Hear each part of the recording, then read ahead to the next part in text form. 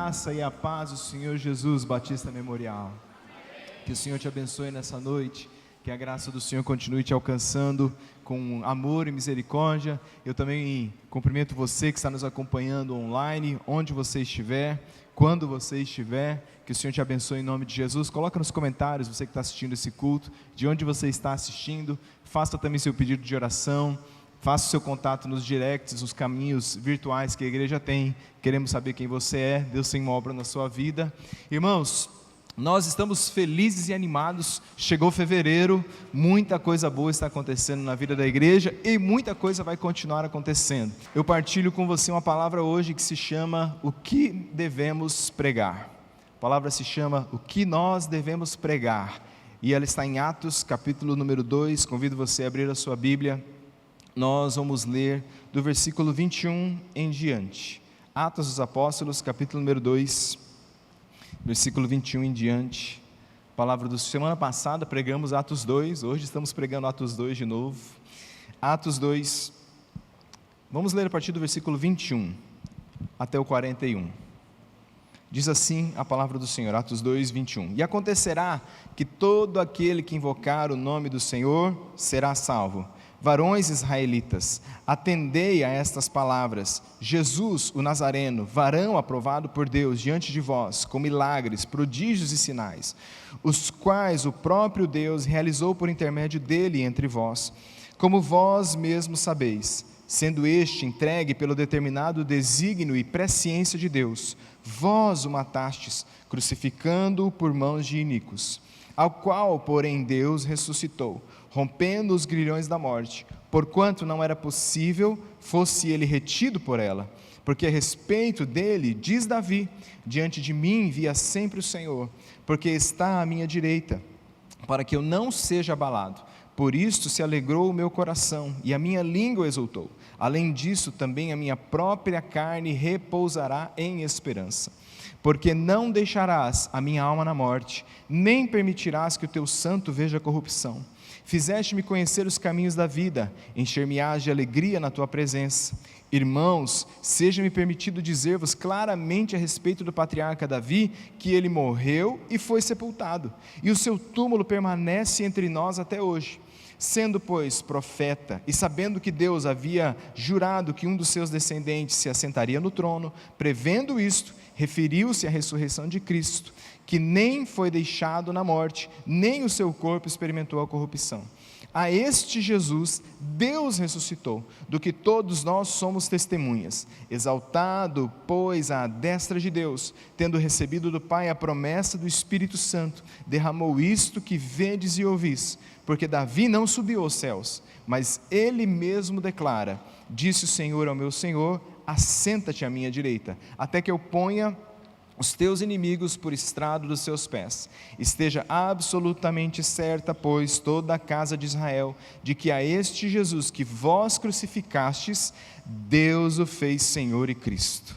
Ouvindo eles estas coisas, compungiu-se-lhes o coração, e perguntaram a Pedro e aos demais apóstolos: que faremos, irmãos? Respondeu-lhes Pedro: arrependei-vos, e cada um de vós seja batizado em nome de Jesus Cristo para a remissão dos vossos pecados, e recebereis o dom do Espírito Santo, pois para vós outros é a promessa, para vossos filhos e para todos os que ainda estão longe, isto é, para quantos o Senhor nosso Deus chamar. Com muitas outras palavras, deu testemunho e exortava-os, dizendo: salvai-vos dessa geração perversa. Então, os que se lhe aceitaram a palavra foram batizados, e houve um acréscimo naquele dia de quase 3.000 pessoas. Vamos orar? Senhor, fala ao nosso coração, ilumina a nossa mente, ilumina os olhos do nosso coração, e que nos minutos que passaremos aqui com os olhos voltados para a Tua Palavra, nosso coração seja edificado, nossa vida seja desafiada, nosso caráter seja moldado, e que a imagem do Teu Filho Jesus seja impressa com mais veemência nas nossas vidas e corações. Eu Te agradeço, é a oração que eu faço, em nome de Jesus, amém e amém. Amém, queridos. Queria começar a palavra de hoje à noite perguntando para você: qual foi o sermão mais impactante que você ouviu? Qual foi a pregação que você ouviu e que você não consegue esquecer, que quando você senta para falar de uma mensagem, você fala, olha, aquela mensagem que eu vi aquela vez, aquela marcou meu coração, deu rumo para a minha vida. Cada um de nós com certeza já ouviu algum tipo de sermão, de pregação que ficou gravado na sua história. Talvez tenha sido uma pregação sobre a volta de Jesus. Você nunca tinha parado para pensar sobre isso, imaginar essa cena do Senhor voltando entre as nuvens, a trombeta soando, você fala, poxa, aquela foi uma pregação que marcou meu coração. Ou então tenha sido uma pregação sobre casamento, que chegou na hora certa, que vocês precisavam, foi uma palavra que trouxe restauração e bênção para a sua casa. Ou ainda foi uma mensagem sobre santidade, em que você entendeu que sem santidade ninguém verá a Deus, e aquilo ajudou a mudar a sua conduta, a sua ética, o seu caráter. Ou então foi uma mensagem sobre perdão, seu coração estava pesado, carregando gente, carregando defuntos aí dentro, e o perdão libertou o seu coração. Ou ainda, quem sabe, foi uma mensagem sobre perseverança. Afinal de contas, a gente é brasileiro, né, irmãos? O brasileiro, a gente não desiste nunca. Naquele momento que você estava para deixar algo, uma palavra de perseverança veio ao seu coração e aquilo te renovou. Nesse exato instante existem, você já parou para pensar nisso? Nesse exato instante existem milhares de pregadores pregando ao redor do mundo. Nesse Brasilzão nosso, de nosso Deus, milhares de homens de Deus estão agora fazendo exatamente o que eu estou fazendo aqui, pregando a palavra. E ao redor do mundo, quantas mensagens e quantas pregações foram feitas hoje. E que dirá ao longo de toda a história, quantas vezes a Bíblia foi aberta, sermões foram pregados, palavras foram ministradas. Eu deixo aqui 2 sugestões, se você gosta de ler e saber desses sermões clássicos da história, a gente tem 2 livros que ajudam muito. Um é clássico dos clássicos, que é o livro do Jonathan Edwards, chamado Pecadores na Mão de um Deus Irado. Acho que esse é o sermão mais famoso da história, né? Quando o Jonathan Edwards fala sobre a ira de Deus, as pessoas se agarravam nas colunas da igreja e choravam ao perceber a gravidade do seu pecado. Vale a pena, é um sermão que virou livro. Ou você pode ler 7 sermões que mudaram o mundo. Tem sermões aí de Wesley, de Spurgeon. São leituras boas, são leituras devocionais e que mostram como que essa arte da prédica, da homilia, né, foi sendo construída ao longo dos anos e o quanto Deus já usou pessoas tão importantes. Eu fui procurar uma foto do meu primeiro sermão, mas graças a Deus eu não achei. Acho que não tinha máquina ainda digital naquela época, assim, então eu cacei mesmo lá nos meus arquivos, não achei. O máximo que eu achei de primeiro foi uma foto da primeira bênção, irmãos. Ó, meu Jesus amado. Você ri porque não é com você, né? Põe uma foto antiga sua aqui também, você tem a coragem, né? Então isso aí é 11 de fevereiro de 2006, né? Foi a data de ordenação, lá se vão 19 anos, quase 19 anos, e aí tem aquele negócio de ser ordenado e dar aquela primeira bênção. Eu embananei a bênção apostólica com a faraônica, a abraâmica, e aí mexi tudo, e que o amor de Deus, o Pai, te abençoe onde você estiver, e ok, o pessoal entendeu no final. Estava nervoso pra caramba, né? O que nós lemos aqui é o primeiro sermão da igreja após o Espírito Santo, é isso que nós lemos. O pregador é Pedro, e o contexto é o seguinte: Jesus havia sido morto, e deixa eu voltar porque senão minha foto vai ficar aí muito tempo, não vai? Ok, deixa aí, melhor, ok. Jesus havia sido morto, e ele ressuscita, e depois que ele ressuscita, no domingo de Páscoa, ele passa 40 dias ainda aparecendo aos seus discípulos, aparece a Tomé, aparece aos discípulos do caminho de Emaús. Paulo vai dizer que ele vai aparecer a muitas pessoas dando evidências da sua ressurreição. Então, durante aqueles 40 dias, até que em Atos 1:8 ele diz: ficai em Jerusalém, até que do alto vocês sejam revestidos de poder.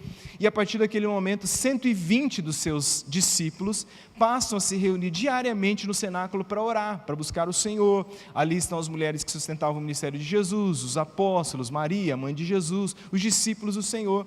Até que 10 dias depois, no Pentecostes, então você acrescenta os 40 dias que Jesus ficou na terra, mais 10 dias, você chega no Pentecostes, 50 dias depois da Páscoa.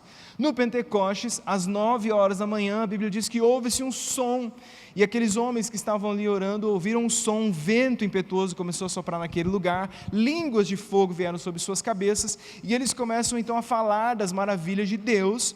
Só que eles começam a falar das maravilhas de Deus, e as pessoas começam a ouvir na sua própria língua, porque Jerusalém estava apinhada de gente. É Pentecostes, era uma das festas mais importantes. Então tem gente em Jerusalém de tudo que é canto, judeu que morava em tudo que é canto, e as pessoas que estão ali começam a ouvir na sua própria língua. E aí o pessoal começa a dizer: o que está acontecendo? Uns encostam e dizem assim: isso aí é só um burburinho, deve ser todo lugar que tem festa tem alguém que quer chamar a atenção, então esse pessoal está chamando a atenção. Outros vão dizer: eles estão bêbados, mas 9 horas da manhã esse pessoal já está embriagado. Outros vão dizer: deixa esses galileus para lá, deixa esse pessoal para lá. Por quê? Porque o galileu naquela época, o pessoal que morava na Galileia, era o pessoal do interior, do mato, certo? Então a classe elitista, o pensamento estava na Judéia, em Jerusalém. Então o galileu era o cara: o que esses galileus estão aprontando a essa hora da manhã? Então tem gente cética, tem de tudo, e no meio dessa falação do que é que está acontecendo, aí então Pedro se levanta, e ele diz: deixa eu explicar para vocês o que está acontecendo. E é isso que nós lemos. Aí Pedro vai pregar o primeiro sermão da história da igreja, e eu queria me valer disso, para dizer algumas coisas que eu acho que precisam ficar sempre cravadas no nosso coração, sobre qual é a mensagem que a gente recebe, e qual é a mensagem que nós, como crentes em Cristo Jesus, continuamos a levar para o mundo.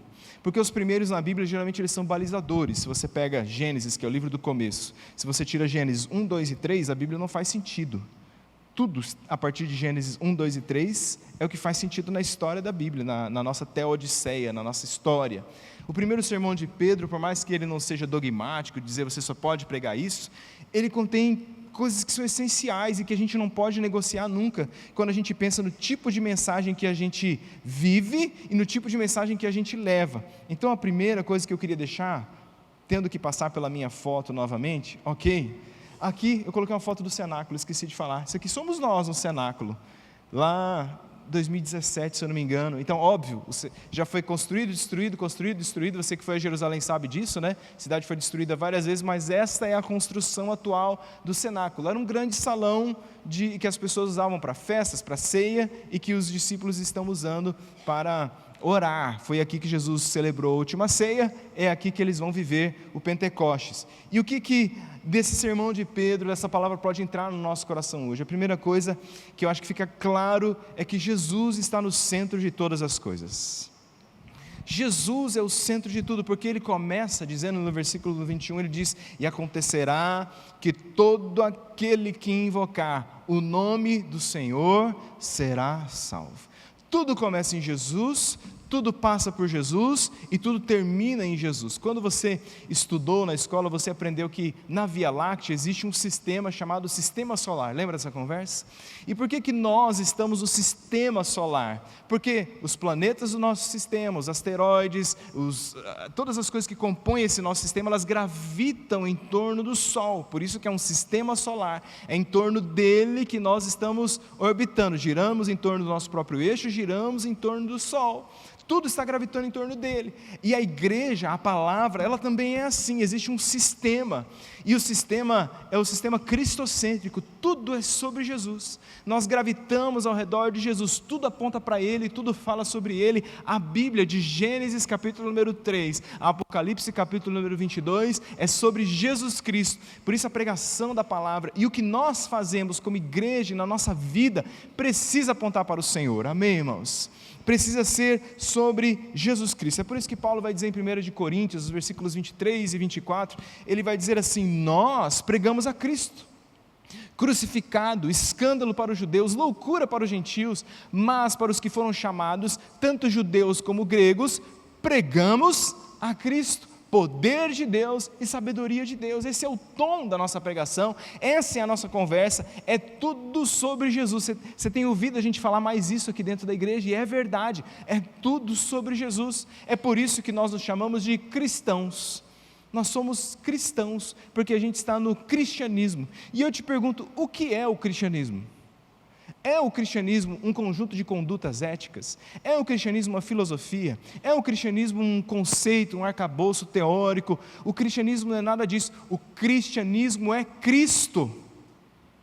Isso é o cristianismo. Se você remove Cristo, não existe cristianismo. Cristianismo é Cristo. Então, é por isso que nós não somos humanistas. Não é sobre nós, é sobre Jesus Cristo. Então você pode anotar, se você quiser, no humanismo, você conforma o Cristo ao desejo dos homens, mas no cristianismo você se conforma à vontade de Cristo. Essa é a diferença. Quando você começa a moldar Jesus para que ele caiba no meu entendimento, nas coisas que eu acho certo, então você não está mais no cristianismo, você está em qualquer movimento humanista. Mas nós não somos humanistas, nós somos cristãos. E aí quando ele vai falar sobre isso, Pedro vai falar 3 coisas dizendo que Jesus é o centro de tudo. Ele vai falar sobre a vida de Jesus, sobre a morte de Jesus, sobre a ressurreição de Jesus e sobre a exaltação de Jesus. E sobre a vida de Jesus ele vai dizer: varões israelitas, atendei a essas palavras, Jesus o Nazareno, varão aprovado por Deus diante de vós com milagres, prodígios e sinais, os quais o próprio Deus realizou por intermédio dele, entre vós, como vós mesmos sabeis. Pedro está falando da vida de Jesus. E por que é que ele fala da vida de Jesus? Porque Jesus é o exemplo de como eu e você devemos viver. Está na crise sobre como você deve viver? Olhe para Jesus. Não sabe direito como tem que lidar com determinada situação? Olhe para Jesus. Como que eu tenho que tratar a pessoa que me ofende? Como que eu tenho que tratar as pessoas que são duras comigo? Como que eu tenho que tratar o próximo? Como que eu tenho que ser dentro de casa? Olhe para Jesus. Aquilo que Jesus fez é aquilo que nós fazemos, e Ele está dizendo: esse Jesus que andou entre nós, em Jesus os cegos viram, os surdos ouviram, os mudos falaram, os coxos andaram, aqueles que estavam perdidos foram achados, mortos ressuscitaram, tudo isso em Jesus. E irmãos, esse mesmo Jesus está presente aqui hoje à noite, e Ele é o mesmo ontem, hoje e será eternamente.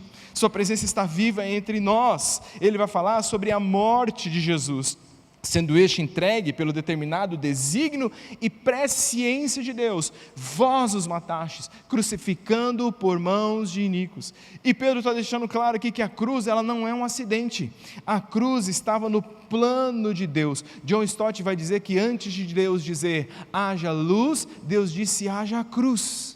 Então Jesus não foi para a cruz porque Judas o traiu. Aliás, eu queria fazer uma menção aqui. Eu aprendi há muitos anos atrás uma música sobre Judas com meu querido irmão Eli, pai do pastor Israel. Eli, se você estiver nos assistindo, Deus te abençoe. Então cantava-se uma música antigamente lá no Nordeste que era assim, ó: Jesus morreu na cruz por nossos pecados, Judas o traiu, cabra safado. Cabra safado. Conhece a música? Cabra safado, Judas o traiu. Ok. Obrigado, Eli. Hoje não é correto politicamente cantar essas músicas mais na igreja, mas cantava-se. Então Jesus não foi para a cruz porque Judas o traiu, Jesus não foi para a cruz porque Pedro negou 3 vezes, Jesus não foi para a cruz porque o Sinédrio armou com testemunhas falsas a respeito de Cristo, Jesus não foi para a cruz por causa do poderio bélico e o poderio político do Império Romano. Jesus foi para a cruz porque a cruz já estava encravada no coração de Deus desde a eternidade.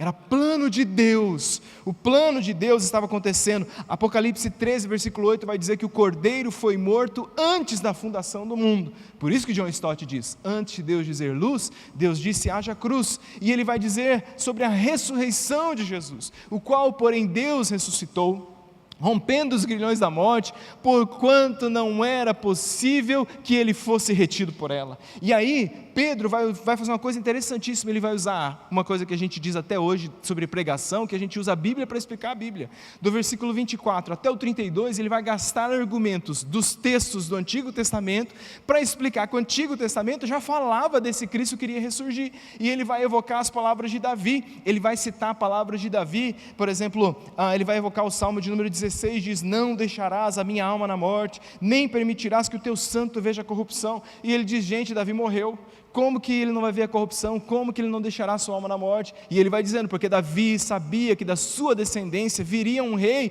que seria eterno. Então ele está explicando isso.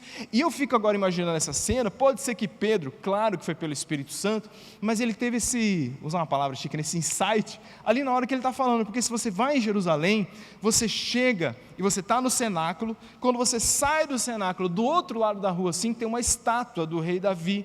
E por que essa estátua está ali? Porque ali ali, supostamente, onde fica o túmulo do rei Davi, do outro lado do muro. Então eu imagino Pedro falando sobre o Cristo que ressuscita, está todo mundo ali em volta, sabe que o túmulo de Davi está perto, e fala, gente, Davi, por exemplo, o túmulo dele não está aí, e Davi vai dizer isso, aquilo, outro. O que Pedro está dizendo para nós, e lembrando a gente, Igreja Batista Memorial? Pedro está nos lembrando que Davi está no túmulo, que Abraão está no túmulo, que Paulo está no seu túmulo, que outros heróis da fé estão no seu túmulo, mas Jesus não está lá. Não está. Ele ressurgiu dentre os mortos, a morte não tem poder sobre ele. E ele disse isso para mim e para você: tantos quantos crerem em mim, a tantos quantos creem no seu nome, ainda que esteja morto, viverá. E por fim, como Jesus é o centro de tudo, ele fala da exaltação de Jesus, exaltado à destra de Deus, tendo recebido do Pai a promessa do Espírito Santo, derramou isto que vedes e ouvis. Irmãos, na linguagem de Paulo, ele vai dizer que o Senhor ascendeu aos céus. O autor de Hebreus vai dizer que ele está assentado numa direita de majestade. Nós cantamos hoje, estás assentado acima de todos. Paulo vai dizer assim que ele foi exaltado sobremaneira. O que é exaltado sobremaneira? Não tem como exaltar mais, e ele vai dizer, e por isso o Senhor lhe deu o nome que está acima de todo nome, para que ao nome de Jesus todo joelho se dobre e toda língua confesse: Jesus Cristo é o Senhor. Tudo é sobre Jesus. É por isso que aqui nesse lugar e na nossa vida a gente tem que apontar para o Senhor, apontar para Jesus. Um dia eu não estarei mais aqui, um dia você não estará mais aqui, mas se nós anunciarmos a mensagem que não passa, a obra de Deus vai continuar. E a mensagem que não passa é a mensagem de que Cristo veio, Cristo viveu, Cristo morreu, Cristo ressuscitou e foi assunto aos céus, e um dia Ele volta para buscar a sua igreja. Tudo é sobre Jesus Cristo. O que mais entra no meu coração e pode entrar no nosso nessa noite também? Em segundo lugar, que Jesus é o Senhor e Cristo. E essas coisas são importantes que a gente entenda no nosso coração. No versículo de número 36 ele diz: esteja absolutamente certa, pois, toda a casa de Israel, que a este Jesus que vós crucificastes, Deus o fez Senhor e Cristo. Vou fazer uma declaração aqui agora. Jesus Cristo é o Senhor. Você pode fazê-la comigo? Jesus Cristo é o Senhor. Jesus Cristo é o Senhor. Irmãos, essa é a declaração mais poderosa e mais perigosa que existe no mundo.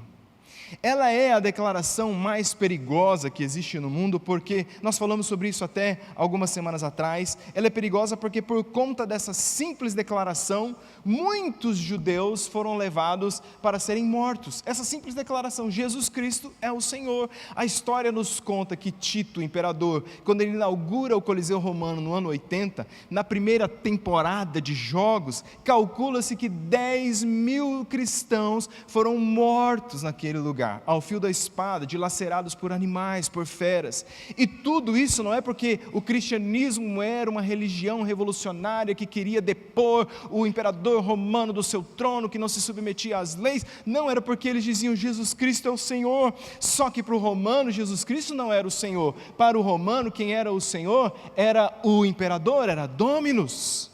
Ele é o Senhor. E aí você chegava no cristão e dizia assim: quem é Dominus? Ou na linguagem grega, quem é Kyrios? E eles diziam: Jesus Cristo é Kyrios, Jesus Cristo é o Senhor. E eles diziam: não, Dominus, o Senhor é o imperador. Só que tem um negócio, irmãos: quando o Espírito Santo entra no nosso coração, o crente não abaixa a cabeça para nenhum outro Senhor que não seja Jesus. Ele diz: o imperador pode dizer que ele é o que ele acha que é, mas nós sabemos que o único Senhor é Jesus Cristo.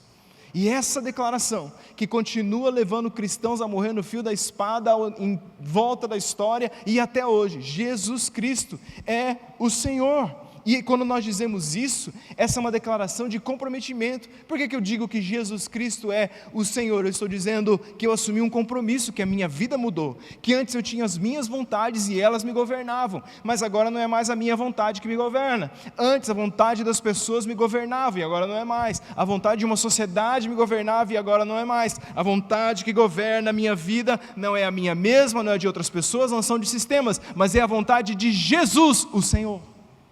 E a minha vida mudou. Por que você anda diferente? Por que você fala diferente? Por que a sua conduta tem mudado ao longo dos últimos meses? Porque agora eu tenho um outro Senhor, e é muito importante que você entenda que dizer que Jesus Cristo é o Senhor é um compromisso, você está se comprometendo com aquilo, e deixa eu ser claro com você, é importante que você viva de acordo com o compromisso que você assumiu. Quer saber se uma pessoa está comprometida com algo? Você tem que ver aquilo que ela faz. É assim, o compromisso é que expressa e que valida a minha conduta. É isso, a minha conduta valida o meu compromisso. É por isso que quando você se compromete, por exemplo, com um casamento, você não pode mais viver com uma pessoa solteira.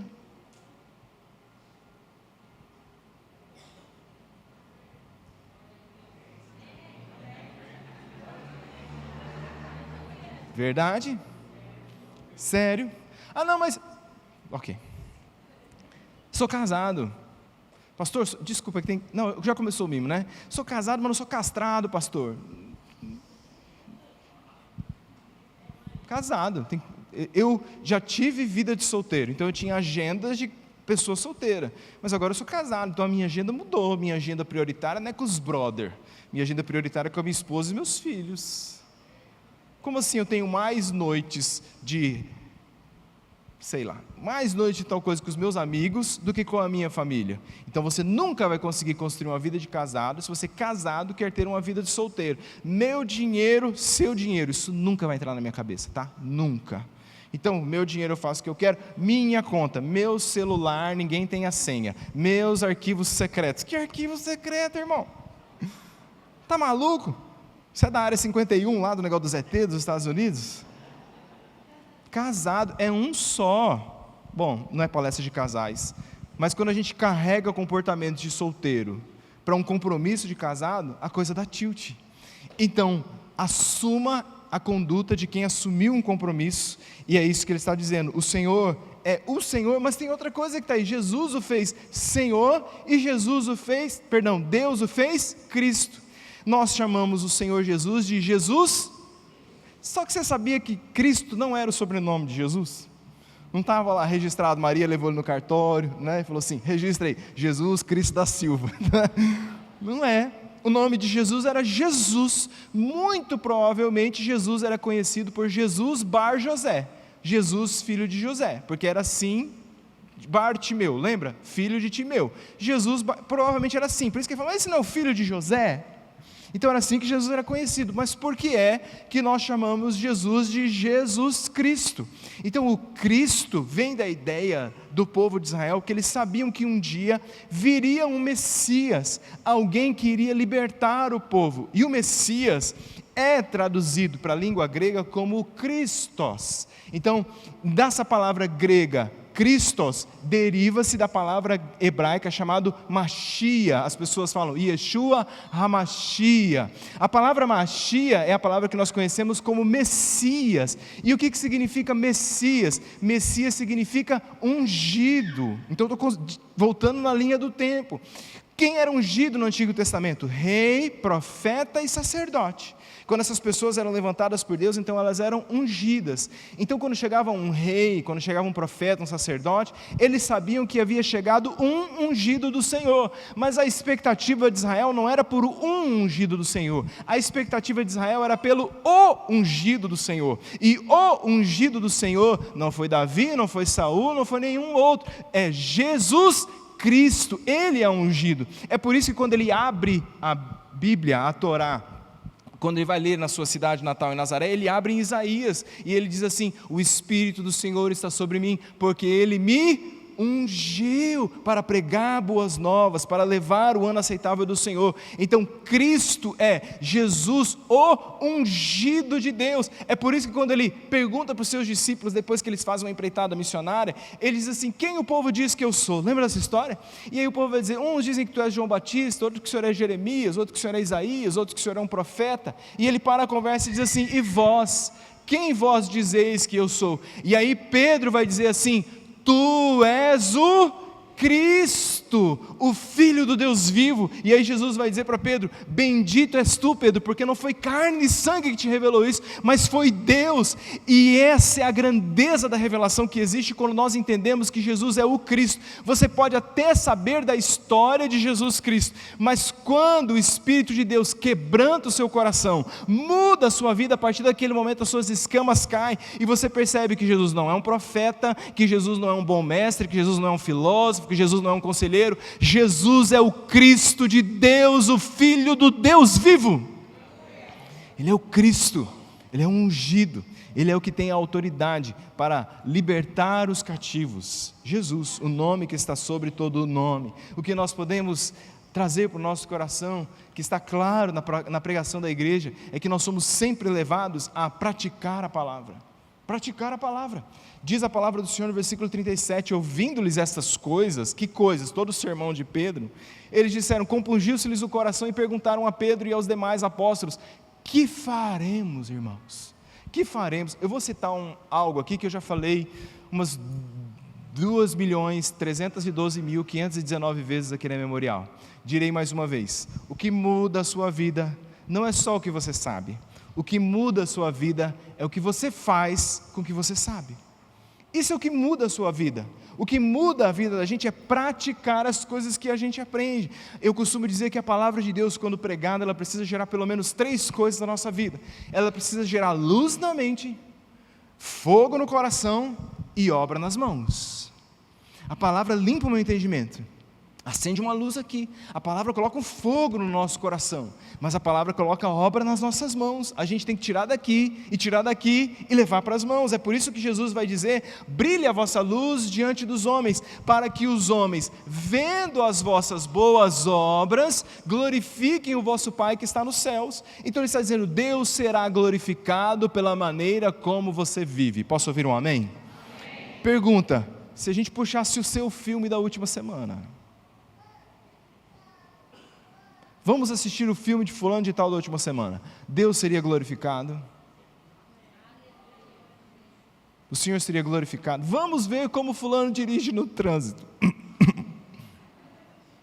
Vamos ver como ele trata a esposa. Vamos ver como ele lida com seus filhos. Vamos ver a maneira como ele fecha negócios. Vamos ver como ele trata os seus funcionários. Deus seria glorificado? É isso que Jesus está dizendo. Os homens, ao verem as vossas boas obras, ele não é caridade, gente, é o jeito que você vive. Ao verem as vossas boas obras, glorifiquem o vosso Pai que está nos céus. Então a palavra sempre nos leva a uma prática. E eu queria te dizer: faça algo hoje. Faça algo. Quando você receber a palavra, sempre faça algo. Se torne um filho melhor. Torne-se um esposo melhor. Torne-se uma esposa melhor, um líder melhor, um patrão melhor, um funcionário melhor. Pratique a palavra, porque na prática da palavra você vai ser abençoado. Nós falamos muito sobre isso há 2 semanas atrás. A Bíblia sempre vai nos levar a desempacotar o conhecimento e a ministração na nossa vida prática. Ela gera mudança. O que nós faremos? O Evangelho de Deus sempre gera atitudes. É interessante olhar porque essa palavra compungiu-se-lhes o coração, é uma palavra grega chamada akousantes. Eu acho que Lucas, quando escolheu essa palavra com intenção mesmo, porque a ideia dessa palavra é quando você é ferroado por alguma coisa. Compungiu-se-lhes o coração. Sabe quando você leva um ferrão? Então ele está dizendo assim: o coração deles foi ferroado. Ele está dizendo: a palavra feriu o coração deles, positivamente, mas feriu. Quando você leva um ferrão de abelha, já levou um ferrão de abelha? Já? Ok, tem um pessoal aí que é meio maluco, faz umas caminhadas, umas trilhas, leva umas 10, 12 ferroadas. Ok, não é para mim, não me chame. Orarei por você. Aí você leva aquela ferroada de abelha, o que você faz na hora? Eu tenho que fazer alguma coisa, porque eu não posso ficar impassível. Está tudo certo se eu levei uma ferroada de abelha. Eu levei, irmão. Tira o ferrão, tira alguma coisa. Aquilo gera em mim a necessidade de fazer alguma coisa. O que eles estão dizendo aqui é assim: o que você acabou de pregar feriu o nosso coração. A gente não pode simplesmente agora ignorar o que está acontecendo dentro de nós. A gente precisa fazer alguma coisa, e esse é o poder que só a palavra de Deus tem. Ela move o nosso coração, e ela nos leva a viver e a praticar. O que mais está claro nessa pregação de Pedro? Que o reino de Deus tem exigências.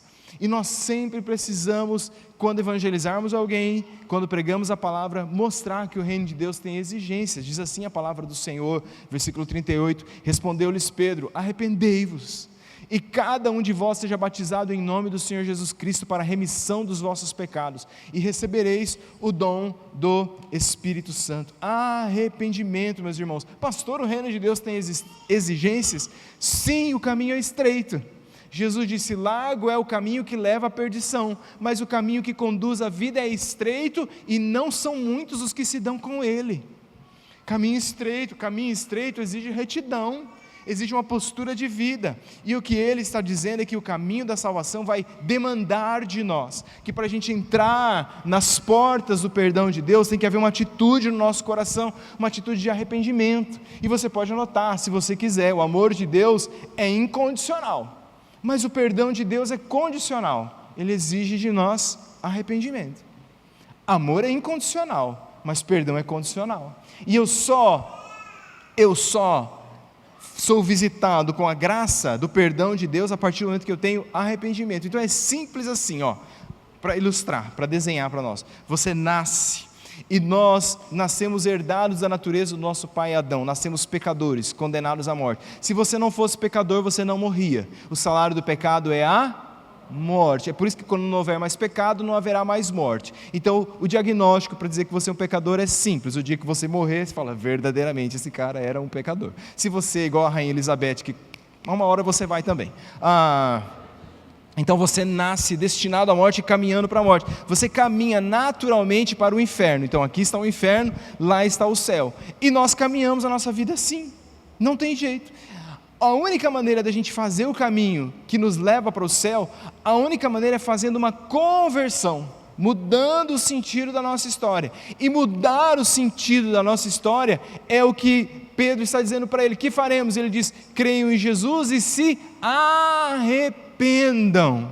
Sempre que o arrependimento chega na minha vida, eu mudo a direção da minha vida, amém, irmãos? Eu mudo a direção. Então a única maneira de colocar os pés no trilho da salvação é pelo arrependimento. Eu era assim, agora eu não sou mais. Eu fazia assim, agora eu não faço mais. Não é remorso, porque remorso é uma acusação por causa da consequência do que eu faço. Arrependimento é dizer: se eu tivesse a chance de fazer de novo, eu jamais faria, esse caminho eu nunca mais vou andar. Então eu me arrependo e eu coloco os pés no caminho da salvação. É por isso que ele diz: arrependei-vos. João Batista, quando chega, a mensagem de João Batista é assim: arrependei-vos, porque é chegado o reino dos céus.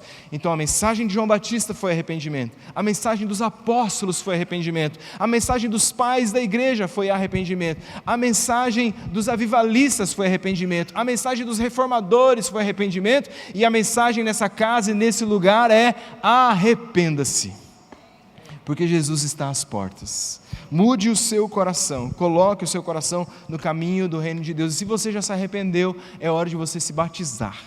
Jesus está te chamando. Você que é arrependido, nasceu de novo em Cristo Jesus, nós queremos ter a alegria de celebrar o seu batismo nesse lugar para a glória do nome do Senhor Jesus Cristo. Você vai descer as águas e vai dizer: eu vivo para a glória do Senhor. Por fim e por último, essa pregação nos revela a maior de todas as promessas. Nós precisamos sempre lembrar em nosso coração que existe uma promessa para mim e para você, e ele vai dizer nos versículos 38, 39 e 41, vocês receberão o dom do Espírito Santo, pois para vós outros é a promessa, para os vossos filhos e para todos os que ainda estão longe, isto é, para quantos o Senhor nosso Deus chamar. Então os que se lhe aceitaram a palavra foram batizados, havendo um acréscimo naquele dia de quase 3.000 pessoas. Eu queria dizer para você, em nome de Jesus, há uma promessa que repousa sobre a minha vida e sobre a sua vida, e a promessa é a seguinte: a partir do dia em que você se rende a Jesus Cristo, você nunca mais andará sozinho na sua vida, nunca mais, porque no dia em que você se rende ao Senhor e você se arrepende, a porta do seu coração se abre e você passa a ser habitado pelo Espírito Santo de Deus. Como que esse povo pode ter certeza que eles vão para o céu? Sabe por quê? Porque o céu já habita dentro do nosso coração. Como que eles podem ter certeza que eles são filhos de Deus? Porque, tcharam, Deus já habita dentro do nosso coração. Como que eles podem ter paz mesmo diante de situações tão difíceis? Porque a paz já habita dentro do nosso coração. Como que eles podem ter um espírito de vida quando as pessoas estão sendo carregadas por um espírito de morte? Porque o espírito da vida habita dentro do nosso coração. Como que eles podem saber que eles são salvos? Porque a Bíblia diz que o Espírito Santo é o penhor da promessa, é o selo da promessa. O que isso quer dizer, que o Espírito é o selo da promessa? Quando um rei escrevia uma carta, alguma coisa, ele, naquela época, enrolava aquele pergaminho, ele batia um anel com um selo real, e aquilo identificava que aquela era uma correspondência real, aquilo pertencia ao rei. É isso que acontece no nosso coração quando a gente entrega o coração a Jesus. O Espírito de Deus nos sela. E agora ele diz, no mundo do Espírito, no reino espiritual, essa pessoa não está mais perdida, ela tem um Senhor, ela pertence ao Rei dos Reis, o Senhor dos Senhores, ela é propriedade de Deus. A palavra de Deus está aí, irmãos, e Jesus tem urgência, Jesus tem pressa de que as pessoas sejam salvas. Aqueles que aceitaram a palavra, foram batizados, se renderam ao Senhor. Essa é a maravilha da palavra de Deus quando ela é pregada, porque a palavra de Deus fortalece os fracos, a palavra de Deus fortalece casamentos, a palavra de Deus ensina sobre finanças, a palavra de Deus nos ensina a criar filhos, a palavra de Deus nos ensina a sermos bons pais, a palavra de Deus nos dá sabedoria para viver a vida, nos ensina sobre liderança, lidar com o sofrimento, a perseverança. Tudo isso está na palavra de Deus. Mas tem uma coisa que é o cerne de tudo isso, e o cerne é Jesus Cristo. Nasceu, morreu, ressuscitou, ascendeu aos céus, e hoje Ele está presente nesse lugar para dizer: todo o coração que a mim se voltar, nunca mais andará só, receberá o Espírito da promessa, e vai poder ser declarado sobre a sua vida: você agora é filho de Deus. Quantos creem? Dêem glória a Deus, dê um aplauso ao nome do Senhor, fique em pé no seu lugar.